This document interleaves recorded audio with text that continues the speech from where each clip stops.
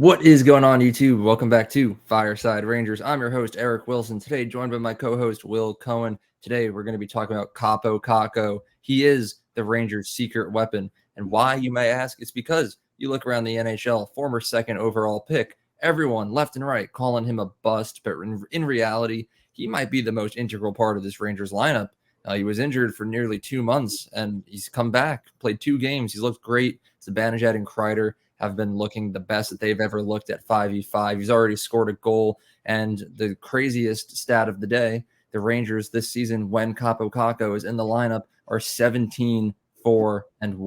Incredible record with Kakko. And they have a pretty bad record without him. It's not a coincidence. I think we all know that at this point. There's a lot of Kakko haters out there, but undeniably, Kakko is one of the most important pieces of this team. So this is kind of like the Kakko appreciation episode that we got going on here. We're going to be doing a little bit of a deep dive into him, his skill set, his season so far, and we'll talk all about him. But before we do, make sure you guys like, subscribe, ring that bell so you don't miss notification. If you're watching us on Apple or Spotify, be sure to give us a 5-star review. Leave your thoughts on Kaapo Kakko down in the comment section below. And lastly, be sure to follow us on all of our social media platforms at Fireside Rangers on both Instagram and X. And lastly, once again, be sure to tune in to tomorrow's episode that's going to be coming out. We have a very special guest star coming in. I won't say who just yet, but stay tuned. That will be out tomorrow evening, and it should be a good one. But before we really get into the Kaapo Kakko discussion, Will, how are you doing today, my friend? First day of classes, getting into the rhythm of it. I'm tired, and that's really it. You know, that's valid. I'm happy to say that my days of college are over. Have a degree. Yeah. And Whatever. I'm using it to become one of the best podcast hosts in Rangers history. I'm just kidding. We're still getting there. We'll get there one day. But Kaapo Kakko will, I said the record before, 17-4-1, I believe it was. It's pretty incredible. And, you can't deny the fact that when Kaapo Kakko's in the lineup, the Rangers are just that much better. Break it down for me. What does Kakko bring to this team? Because, you look at his offense, it's really not there, at least so far. Before he was injured, he only had 2 goals in 20 games. But now he already has 1 goal in 2 games. So outside of the offense, or more specifically him scoring, how does he benefit Kreider and Zibanejad? I think he benefits Kreider and Zibanejad because he gives the Rangers the best lineup that they have possible. Kreider and Zibanejad, when they're with Kakko, they have the best. Of the 14 partners they've had since Buchnevich was traded, their best 5v5 numbers are with Kaapo Kakko, and that kind of actually 14. Yeah, 14. Will Cooley was the 14th when they played. He became the 14th whenever they played the Blues. That was when they became the 14th. But yeah, 14 right wingers since Pavel Buchnevich left, or got traded. But not only that, but it gives the Rangers the best lineup that they can have. Blake Wheeler was never supposed to be the first line right winger, and obviously that's not what the Rangers wanted to do when they first signed him. And now it allows him to play on a third line role. And look how he's doing in his third line role. He's playing a lot better because he's not going up against, a team's top line, top defensive pairing. So it allows him to kind of get into a more sustained role that he's actually good at. And I mean, obviously he brings a defensive presence to his game. The Rangers goals against averages, I think, a whole goal lower when Kakko's in the lineup than when he's not. So there's just more defensive presence in the lineup, and it allows the Rangers to make allows Laviolette to make their ideal lineup, their perfect lineup, their best lineup on a nightly basis. And I think that's what Kakko brings to this team. Yeah. When I look at this first line of Kreider, Zibanejad, Kakko, the reason I think it works so well is you look at the style of play that both Zibanejad and Kreider have. They're more of the goal scorers. Zibanejad, he makes some nifty passes every once in a while, but at the end of the day, you think of Chris Kreider, you think of him standing in front of the net, tipping the puck in. You think of Mika Zibanejad, you think of him sitting at the circle, as Colin would say, Zibanejad's office, and just one-timing it into the back of the net. And they haven't had that one guy that is like that passing playmaker kind of that's going to give them that puck. Blake Wheeler, for example, as you said, he's a slow old man. Yes, I know he scored 2 goals last night. One was an empty netter. The other one, I think it was a tip, right? That was a tip I from wasn't able to watch. Brzezinski. Yeah, I wasn't able to watch last night's game. I was at work, but I saw the highlights, so it doesn't stick out in my memory that well. But at the end of the day, I think Kaapo Kakko and his skill set, it perfectly meshes with the skill set of Kreider and Zibanejad, where Kakko, he's a big dude. He's only 22 years old, same age as me, but he's a lot bigger than me, and he's really strong. He can take the puck, he'll skate it right into the zone, and it's going to take at least 2 or 3 defenders to really give him a hard time getting rid of that puck. So he's able to find Zibanejad for that one timer. He's able to shoot the puck for Kreider to deflect it. And at the same time, as we saw last night, the one goal that definitely sticks out in my mind is Kago taking that one-time shot and getting it past the Seattle goaltender. And he's kind of just an all-around player where he can pass, he can shoot, and the biggest thing, in my opinion, is he can play defense. All those skill sets that I just brought up, his puck control, his strength, his size, that definitely helps in the defensive aspect, which is kind of where he flourished a little bit on the third line before he got injured. We said to start off the season, he was on that first line, and he didn't play that well. But I don't blame him for it, because at the same time, Kreider and Zibanejad were both also not playing well. And, they just needed to change the scenery. Just so happened that Kakko was the one to get demoted. Goes to the third line, all of a sudden he's playing with Will Cooley, and I guess it was Philip Hedl to start, and then it became Nick Bonino. Mm-hmm. And he played really well with them defensively. And now we're seeing what's happening when he's playing up on that first line with 2 other forwards who are actually playing decent. And that entire first line is going up and away, blowing away our expectations. And it's only been 2 games too. I'm very high on that new first line, and I'm very high on Kakko, and it's only been 2 games. But I did just touch upon his defensive abilities, Will. Break them down. How important are they to the overall success of the team? Because I know recently we've had a little bit of a defensive lapse.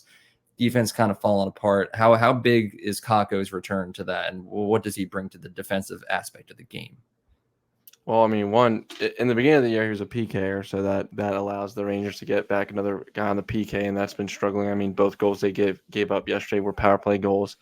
Their rush defense was, I mean, that was the big thing the Rangers were struggling at the past couple of weeks when they went on that 4-game losing streak. It was rush defense. They gave up too many odd man rushes, too many mini odd man rushes that were in the zone. They were leaving guys wide open, and having Kakko there on that first line, it just allows.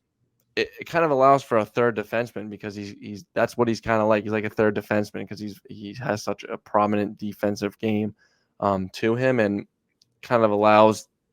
I mean, someone that's more responsible defensively, they're not going to allow for the same mistakes as he's not going to step up too early. He's not going to get back too late. It's kind of going to be right in the middle. It's going to be perfect. And that's what he's kind of been doing these past 2 games. I mean, in my opinion, the last 2 games, they've been playing very well defensively, except for a couple. I think there were just 2 periods yesterday in the game against the Kraken. There was a second period, and that was really it. But Igor Shesterkin stood on his head, so it was fine. But, those other 4 periods, Kakko is just outstanding and honest. And also, his offense kind of brings it into play. I mean, he doesn't turn over the puck a lot because he's so strong, and he keeps possession on his stick. So that allows, they're set up in the zone for a lot longer. They don't have to. There's no really rush chances because they're in the zone so long. The defense can play a little more back because, if the puck does come off somebody's stick and it gets intercepted, they can get back at the right time. Like they don't have to scramble because it's just turnover after turnover after turnover in the neutral zone. So I mean, his offensive game, in my opinion, translates to that defensive role, and just his defense is obviously super important to this Ranger team because they've been playing so much better since he's been here. The 2 games he's been back, and then obviously was it the 20 games before he got injured. I mean, you look at the goals against, and we're a whole goal lower with Kakko in the lineup. So, yeah, I don't think there's any denying the fact that Kaapo Kakko is a very important part of this Rangers team.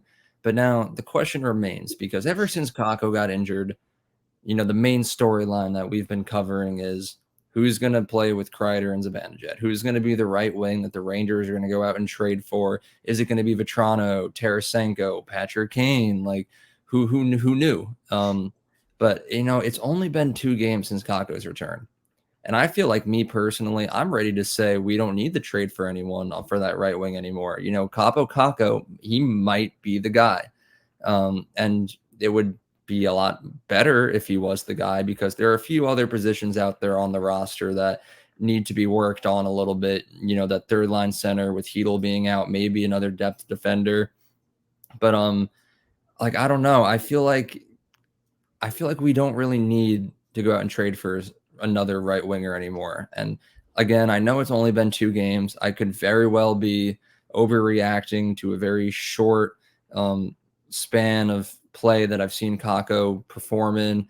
But the trade deadline, although it is rapidly approaching, it's still like a month and a half away at this point. So we're going to get a little bit more of a sample size of what Kakko can contribute.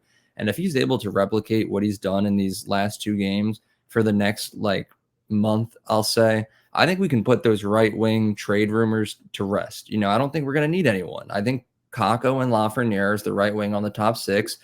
It's the perfect answer. We've said it going into the season. That's all we ever wanted, was to see the kids be elevated into top 6 roles. That's exactly what we're getting, and it's perfect. And I'm sure Kakko getting injured might have put that on pause for a little bit, might have caused a little bit of a panic with the team.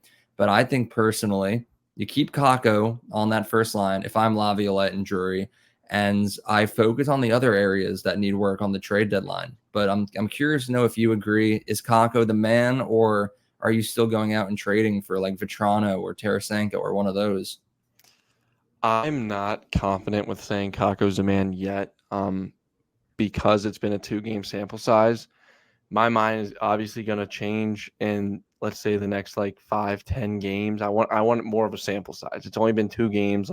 I know he's looked very good in those 2 games. That first line's looked good in those 2 games, but it's been 2 games.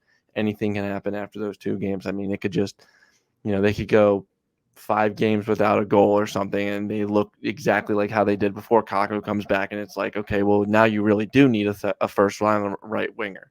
But I think if they can if Kakko can keep this up, and the first line can keep this up, and they're scoring consistently, kind of how that second line is, then there really is no point to go trade for a right winger. I mean, you don't want to have to give up what you want to give up for Vetrano. Well, you wouldn't have to give up much, I don't think, but cap, that's an issue with Vetrano. Cap issue with Tarasenko.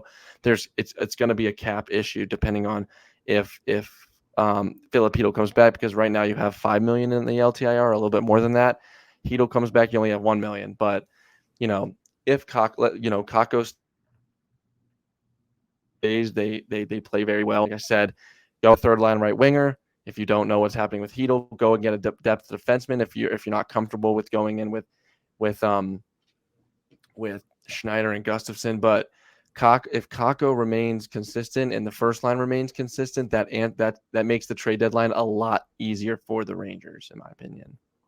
I agree. I think that Kakko came back at quite literally the perfect time, because like I said, the deadline is a month and a half away, and if he didn't come back right now, the Chris Drury and the Rangers, they wouldn't be able to have that sample size to know, is Kakko going to be good enough, or am I going to have to go out and get someone?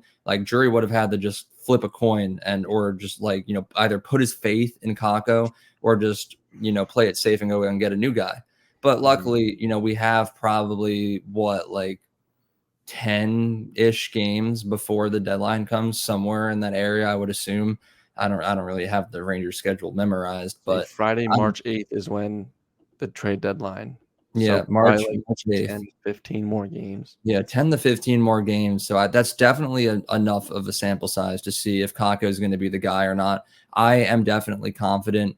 I know I keep repeating the same stat, but 17-4-1 when Kakko is in the lineup. That stat is way too good to be a coincidence. There's definitely a direct impact that Kakko is having on this lineup. You'll rarely ever see him in the headlines. You'll never see him on the NHL Instagram with a highlight reel goal. Well, hopefully we will, but you haven't yet throughout this season. But he's definitely making a major, major impact on this team. And I could not be more happy that he's back. I know a lot of fans this season have been critical of Kakko because of the lack of point production and then the injury and everything. But I'm overjoyed that he's back. He's, everyone here knows that Artemi Panarin is my favorite Ranger. Right now, I'm a Kaapo Kakko might be number 2. I might go out and say that officially he's my second favorite player on the Rangers. But I don't know. Will, do you have any final thoughts before we wrap this up?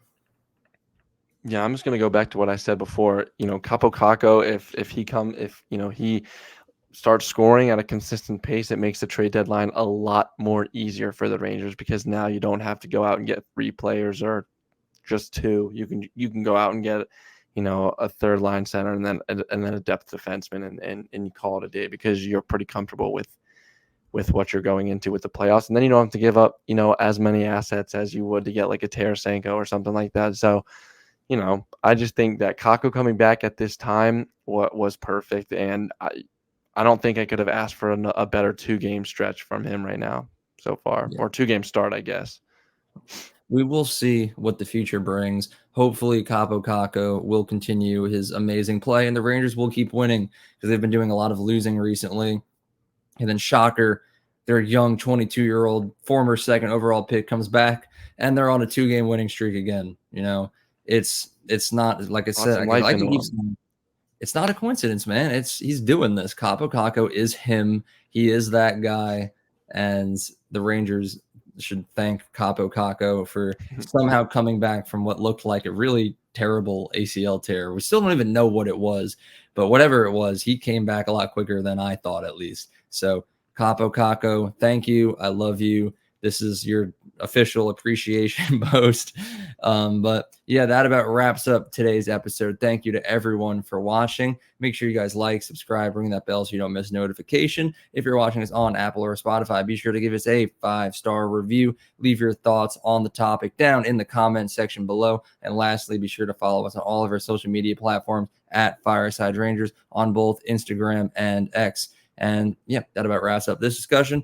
We'll be back tomorrow for a very special episode. And yeah, we'll see you then. Have a good one. And let's go Rangers.